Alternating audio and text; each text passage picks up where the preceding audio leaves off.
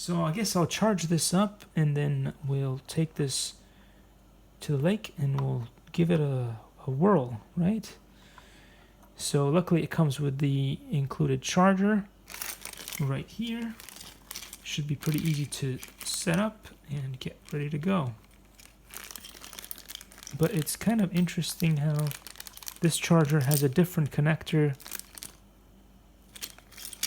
compared to that. So I don't know what happened there, but we'll have to find out soon, because as far as I can see, this is supposed to be charging off a balance lead, but I don't see a balance lead there, so we'll just have to open this up and find out what's going on. Where is it? Please tell me there's a balance lead that I can use. Ah, and there it is. Awesome. See you guys soon in the next video.